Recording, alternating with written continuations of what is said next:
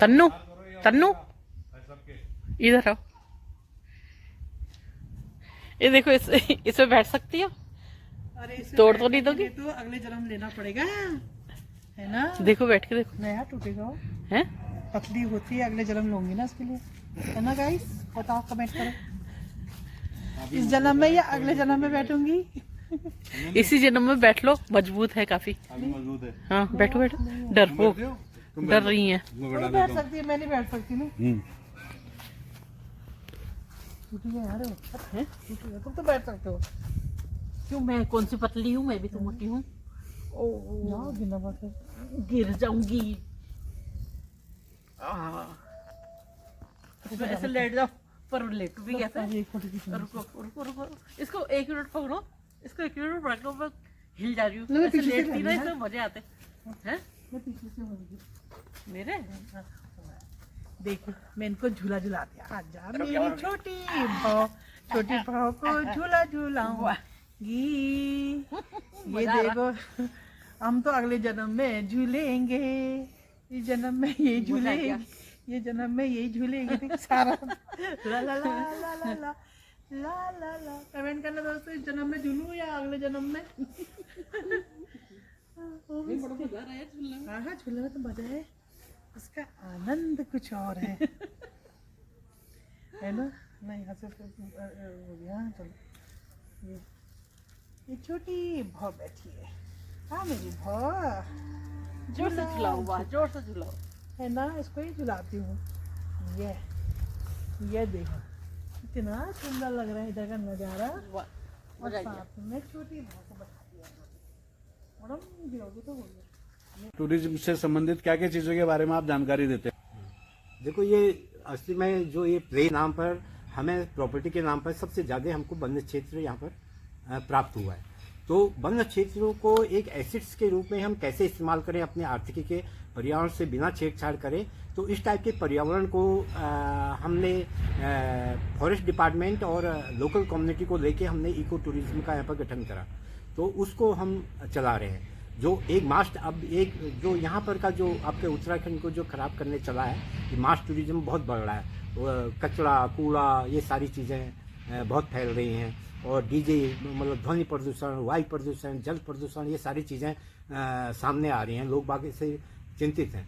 और वैसे भी उत्तराखंड जैसे इस पर्यावरणीय जो इको इस टाइप का जैव विविधता का जो धनी प्रदेश है, इसमें यहाँ ताजमहल, कुतुब मीनार देखने तो कोई आएगा नहीं। यहाँ के पर्यावरण, वन्य जीव, पशु पक्षी, पेड़ पौधे, नाना प्रकार के जड़ी बूटियाँ, उनसे रूबरू होने के लिए यहाँ पर आते हैं। तो इसको कंजर्व करना, जितना कंजर्व करोगे पर्यटन के साथ साथ इसका संरक्षण करोगे, तो ये ज़्यादा चलेगा और यहाँ के लोगों को अच्छा एक जलवायु प्रदान करेगा। और इसीलिए क्या है कि देखो, अगर मैं कहूँ कि उत्तराखंड जैसा जो हिमालयी प्रदेश है, ये एक पर्यावरण का, एक मौसम का एक नियंता भी है, कंट्रोलर भी है। तो इसलिए है क्योंकि इसकी जलवायु का पूरे नीचे के जो एरिया है, भाबरी या तराई, उसमें सारी जगह पड़ता है। तो इसलिए इन क्षेत्रों का जीवित रहना या यहाँ की जैव विविधता जिंदी रहनी चाहिए। और उसमें कोई समझौता इस टाइप का नहीं होना चाहिए कि हम विकास के नाम पर या पैसा कमाने के नाम पर इसके साथ कुछ वो कर दें। और यही कारण है कि बार बार कुदरत आपको अलर्ट करते जाती है, चाहे जोशीमठ का मामला हो या और जगहों का। तो इसीलिए हुआ है। तो इसलिए हम लोगों ने समझना चाहिए और आने वाली जो पीढ़ी है यहाँ की, तो उसको करना चाहिए। और पॉलिसी मेकरों ने भी ये ध्यान देना चाहिए कि यहाँ के भौगोलिक स्थिति को देखते हुए यहाँ के इस टाइप से नीतियाँ बनाए, जिससे कि पलायन भी रुके और यहाँ के लोगों को इस ढंग से रोजगार मिले। और इसी जगह पर हमने करीब 350-400 लड़के लड़कियों को यहाँ पर एक अच्छे नेचर गाइड, जो कि आज इंडिया में सबसे अच्छे नेचर गाइड हम जो यहाँ से पॉलगढ़ प्रकृति पेड़ से जो ट्रेनिंग करके निकले हैं, 2.5 साल की उनकी ट्रेनिंग रही, प्रैक्टिकल और सारी चीज़ें उनको एक्सपर्ट लोगों से दिलाई। तो अलग अलग जगहों पर वो सेवाएं दे रही हैं। तो जरूरी नहीं है कि आर्थिकी ठीक करने के लिए बहुत बड़े भारी उद्योग धंधे खोले जाएं, ये छोटे छोटे स्मॉल स्केल के इस टाइप से भी खोले जाने चाहिए। और यहाँ पर जैसे आप बड़े बड़े बांध भी ठीक नहीं है, माइक्रो छोटे बांध जगह जगह पर बनाए जाएं। उससे क्या होगा, एक तो जो सॉइल जल है, संवर्धन जो के चट्टानें लिए, हैं, soil वो के लिए। नहीं धंसेंगे, कमजोर नहीं होंगी। तो ये सब इसमें पॉलिसी मेकरों ने भी और यहाँ का जो चिंतनशील व्यक्ति हैं, जो जागरूक लोग हैं, उनने भी ये ध्यान देना चाहिए। तो तब जाके ये लंबे समय तक आने वाली पीढ़ी के लिए सुरक्षित रह पाएगा। अच्छा, ये आपके ये वाइल्ड लाइफ का, एनिमल का हस्तक्षेप कितना रहता है यहाँ पे? क्योंकि ऐसा है तो पूरा जैसे ये केवल इसी पैच का नाम देता हूँ मैं, पौलगढ़ कंजर्वेशन रिजर्व का। ये 54.25 स्क्वायर किलोमीटर का एक डेंस फॉरेस्ट है। तो उसके अंदर नाना प्रकार के पशु पक्षी हैं, और जो वाइल्ड एनिमल होता है उसका कोई ऐसा वो तो है नहीं कि इस खेत से इस खेत में नहीं जाएगा या इस एरिया से। चाहे उनकी बाघों की अपनी टेरिटरी होती है, अपना इलाका होता है, वो इसीलिए संघर्ष करते हैं कि मेरे यहाँ ना आए, तो अपनी नई टेरिटरी वो देखता है अपना। तो यहाँ भी जो अभी तक जो भी इस टाइप से घटनाएं घटी हैं बाघों द्वारा या किसी जंगली पशु द्वारा, तो वो एक मिसअंडरस्टैंडिंग रही वन्य जीव और हमारे में, और हमेशा मानव उसका कभी शिकार नहीं रहा वन्य जीवों का।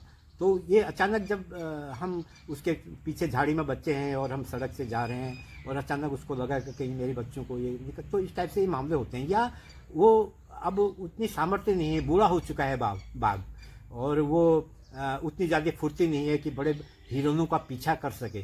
तो इसलिए वो जो बस्ती के कुत्तों के लिए आता है, तो कुत्तों के साथ साथ यहाँ के छोटे बच्चों पर अटैक करना या करना, तो ये अचानक एक चांसेस होते हैं। तो उसके क्योंकि जानवर तो अपना व्यवहार कभी नहीं बदल सकता है, नहीं, पर हम इंसान हैं तो हम अपना व्यवहार बदलें कि हमने उसके सामने कैसे पेश आना चाहिए, कैसे जाना चाहिए, कहीं वो चिढ़ तो नहीं रहा है। तो ये सारी चीज़ों का ध्यान रखेंगे तो ये दुर्घटनाओं से बचा जा सकता है।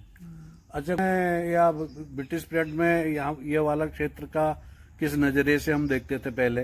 ब्रिटिश टाइम पर ऐसा था, तो एक ऐसा समय था कि एक आश्रम होता था, तो ऋषि मुनियों का, तो उसमें सांप भी होते थे, अजगर भी होते थे, बाघ भी होते थे, वहीं पर गाय भी है, मोर भी है, सब चीज़ इस ढंग से एक रहता था। और संख्याएं बहुत ज़्यादा होती थी, क्योंकि ये जो जंगली जानवर है इनका भी एक फूड चेन है बैलेंस करने के लिए, वो एक दूसरे के लिए बने हैं।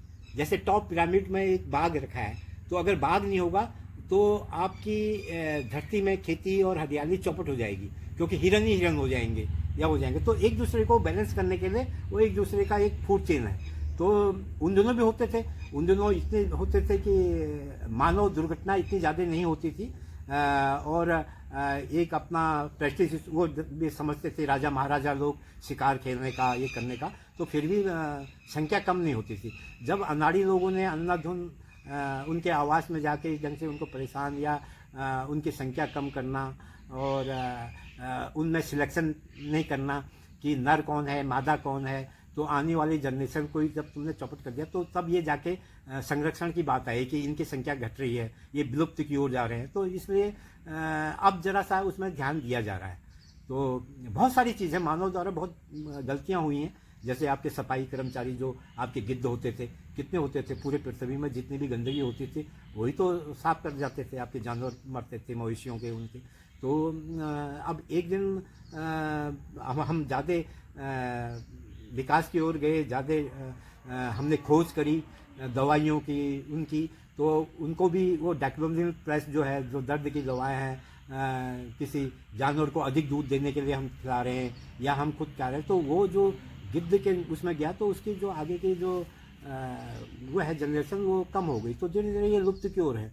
तो अब कुछ कहीं आसार नज़र आ रहे हैं, जैसे चंडीगढ़ और इस साइड को इस टाइप से बना भी रखे हैं उनको कि अलग से उनके आगे बढ़ाया जाए उनके वंश को। तो पर यह है कि उनके हैबिटेट को हम कैसे लाएं वापस। हैबिटेट तो हम हर एक का व्यवहार ख़राब करते जा रहे हैं, धिकुली हो या बड़े बड़े जो हैं आपके होटल हैं, उनके नज़दीक वो होटल वाले मेरे सैलानी देखेंगे करके, तो उनके सामने वो अपने नज़दीक जंगल के किनारे वो मांस या कई चीज़ें फूड फेंक देता है। तो उस क्योंकि जंगली जानवर अपने लिए अपने आप फूड खोजता है, अपने आप तो संघर्ष करता है, तो उससे क्या होगा कि उसके व्यवहार में अंतर आ गया, वो मानव बस्ती में आना शुरू हो गया उसका। नहीं, और ये अच्छी बात नहीं है। जैसे बहुत लोग अपना उसमें वीडियो में दिखाते हैं ना कि हम बंदरों को खिला रहे हैं, हम चिड़ियों को खिला रहे हैं, तो आप व्यवहार खराब कर रहे हैं। आप कौन होते हैं उसको खिलाने वाले हैं? आप तो मतलब ये है कि आप इतना ही कर लो इस विकास की दौड़ में। उनके कॉरिडोर मत रखो हाथियों के, आपने जगह जगह उनके हाथियों के कॉरिडोर, नहीं तो कोटद्वार से लेकर टनकपुर होते हुए नेपाल वहाँ आपके नेपाल तक उनका एक रास्ता था। उन रास्तों में तो आपने कहीं पर रेलवे के वो बना दिए, ट्रैक लगा दिए, कहीं कुछ लगा दिए, तो उनको तो हम कर रहे हैं ना। और काश उनके भी पार्लियामेंट में प्रतिनिधित्व होता तो ऐसी बात नहीं होती। अच्छा, ये जो और अब परेरा एक जो गांव है, ये किस लिए फेमस थे यहाँ पर पहले से? पारकोट नहीं है इधर? हाँ, पाटकोट और ये परेरा है। हाँ, ये जो इलाके वास्तव में, और आज भी मैं देखता हूँ कि मैं कल तलिया साइड गया था, उस साइड गया था, तो जो हमारी अभी कुछ बचा है उत्तराखंड में, जो जीवन शैली या हमारा रहन सहन, हमारा खान पान, हमारी इंसानियत, तो इन इलाकों में अभी कुछ बचा है। पर जो बाहरी लोग अभी यहाँ पर व्यवसाय करने के लिए आने लगे, तो उनको तो आपके संस्कृति या आपके उससे कोई लेना देना नहीं है, तो जरा सा वो डिस्टर्ब हो रहे हैं। उनकी चमक धमक के कारण जो वहाँ का स्थानीय है, जो मेहनत कश आदमी था, वो भी सोच रहा है कि शॉर्टकट रास्ते से मैं भी कैसे जीवन यापन करूँ। और आने वाला समय एक ऐसा आने वाला है जिसने अगर पेशेंस को अपना पकड़ा रखा, धैर्य को संभाले रखा, तो आने वाला समय एक ऐसा आने वाला है, उस दिन इस धरती का राजा वही होगा जिसके कनिस्टर में अंदर 2 दाने गेहूं के होंगे। चाहे सोना चांदी आपका कोई नहीं पूछेगा, बाहर आपने जेवरात बिखा रखे, उसको उससे आपका पेट नहीं भरेगा है। एक राष्ट्रपति है, उतने बड़े इलाके में रहता है, फूल खुले हैं, उतना बड़ा महल है, तो अगर उसके अंदर उस राष्ट्रपति के लिए किसान का वो रोटी बनाने के लिए आटा नहीं जाएगा तो जीवित नहीं रह सकता है। तो इस बात को समझना चाहिए। नहीं, हम किस विकास की बात कर रहे हैं? तो बाढ़ के गांव को भी आप डेवलप कर सकते हैं इसी मामले में, ऐसे ही कर रहे हैं लंदन में। काश जो ये जो दिमाग में आया इस कॉन्सेप्ट ना, काश उन दिनों होता तो आज मैं मेरे वो जो किला था, मैंने अपने प्रत्यक्षदर्शी में, बल्कि वहाँ उसको भूल लिया था वो किला पूरा। तो उसके अंदर जब बच्चे लुकी छुपे खेलते थे तो बच्चे दूसरे तीसरे दिन मिलते थे। वो उनके गुप्त वो उसमें दरवाजों से या जो जहाँ वो कैदी रखे जाते हैं कहीं खो बैठते थे ना। तो अगर काश उन दिनों, और उसके चारों ओर, उस किले के चारों ओर पांडवों के और पौराणिक वो नौले थे, जो कि बिल्कुल इतने प्यारे नौले थे, उनको बिल्कुल उनकी बनावट। और जब आप नौले को पानी लेने जा रहे हैं तो अगल बगल पूरे मंदिर, अलग अलग मूर्तियाँ, और वो धीरे धीरे, क्योंकि वहाँ के लोगों ने उसकी अहमियत नहीं समझी है, और वहाँ के लोगों ने मान लो एक मकान किले से बाहर कहीं बना रहा है, तो वो उसने उसकी उतनी कीमती इमारत की जो चौखट थी उसको चिरवा के उसके चौखटें बनाई फ्रेम उसके। हाँ, तो ये बड़ा दुर्भाग्य रहा, नुकसान किया। हाँ, तो अगर मान लो काश मेरे जैसे इंसान के अगर उन दिनों ये जो बात मैं आज कह रहा हूँ अगर उन दिनों होता तो मैं उसका संरक्षण करता, और आज वहाँ के लोग केवल टिकट लगा के ही पर्यटक से अपना जीवन यापन कर लेते, उनकी इकोनॉमी का स्रोत बन जाता वो हेरिटेज। हाँ, खत्म कर दिया पूरा खत्म कर दिया है। अच्छा, ये जो कोटा में जो यहाँ पर कहते हैं ना, कोटा बाग के राजा करके कहते हैं यहाँ के, क्या बोलते, चुकड़ायत। हाँ, चुकड़ायत जी। तो ये चुकड़ायत लोग कौन थे? ये जो है ये एक राजा, बल्कि वो जो उनकी जो फर्स्ट वाइफ थी ना, वो हमारी बुआ हुई मंडालों की ना, तो उससे औलाद नहीं हुई। असली में वो लोग नेगी हुए, तभी उनको चुकड़ायत नेगी के नाम से कहा गया। तो पहाड़ों में भी झोड़े लगते थे ना, भाबरा का टोला में सा चुकड़ायत कहलानी कभी, इस टाइप से कुछ झोड़ा था। मैं बचपन में जब दिखता था तो झोड़े गाते थे, तो उसमें दिखता था। हमने कहा यार ये कौन होता होगा, और भाबर कोटा भाबर ये किसे कहते होंगे। जब यहाँ आ गया तब पता चला। तो वो उन दिनों वो यहाँ राजा थे। ये पूरे पौलगढ़ का एरिया, यहाँ नीचे पीरमुजारा का एरिया, वहाँ वो नए गांव से उधर हल्द्वानी का जो लाल कोठी उधर के वो सारा एरिया उस राजा की खड़ी। ये पूरे जंगल उसका था, और घोड़े में उसका शिकार खेलना वो करना। पर जो उसके नुमाइंदे थे, क्योंकि उस बेचारी की औलाद थी नहीं है, उसके बाद धन दौलत सब चीज़ थे, तो उसको बस उसके साथ उनका काम था शिकार खेलना और अपना मस्त रहना, मतलब एंजॉय करना नहीं। तो ये सारी चीज़ें थी। तो पीछे वो चुकड़ायत गोद ली उन्होंने ना। तो उन दिनों के मैं समझता हूँ कि मैंने 10 साल पहले उनका एक ही महल नहीं, उनके कई गांव में जगह जगह महल। तो वो अब महल क्या करते बेचारे जब उनकी कुछ है ही नहीं। तो वो मेरे मान लो एक महल मान लो यही है, अब मैं इन्हें यहाँ पर जमीन मैंने करने लग गया, या मैं उनका वो था बटमैन अर्दली जो भी। तो उसके बाद वो क्या बोलते हैं, मैंने अपना गाय बच्ची इस किले के अंदर पालने शुरू करे, मैंने भूसा डरना शुरू करा। तो इस टाइप से लोगों ने कब्जे करे हैं। अभी भी उनके जो चिन्ह हैं वो दिखाई देते हैं वहाँ। तो फिर लास्ट फैमिली बेचारी ये रही कि क्योंकि ये जो फैमिली होते हैं तो ईमानदार तो थे ही, वो अच्छे आदमी थे, तो नौकरियों की कोई खास जरूरत नहीं थी। तो लास्ट पीढ़ी में आर्थिकी उनकी कमजोर हुई। उस आर्थिकी में उनका फिर वो तो अच्छा रहा, एक बार वो बड़े सब राजाओं को एक साथ नहीं मिलाया, तो उसका कुछ वो उन राजाओं को मिलाने का उनको कुछ वो दिया, उनको हाँ फंड दिया। तो वो जरा सा उससे उन्होंने काम चलाया। फिर बच्चों ने ठेकेदारी करी या कुछ करा। शिवराज सिंह जी थे, महेंद्र सिंह जी हो गए। महेंद्र सिंह जी का ननिहाल तो देघाट में ही है। हाँ देघाट। बंगाली लोग, मेरे बुआ जी, मेरी चाची की बुआ थी वो, हाँ। उनकी महेंद्र सिंह जी की मम्मी। हाँ।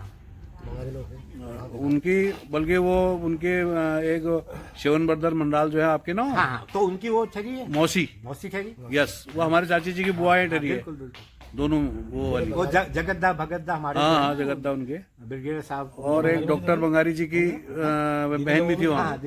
कोटद्वार पदम सिंह और बंगारी जो थे नहीं हुए देघाट की सभी। हाँ कोटद्वार वाले। हाँ कोटद्वार वाले जो ठहरी, कोटद्वार वालों का तो जो पहले वो दीदी ठहरी मेरी, हमारी बहन वो जो सुल्ताना डाकू ने भी वहाँ उकरा, जिनको मारा था। हाँ, वो मैं आपको उनका वीडियो भेज दूंगा।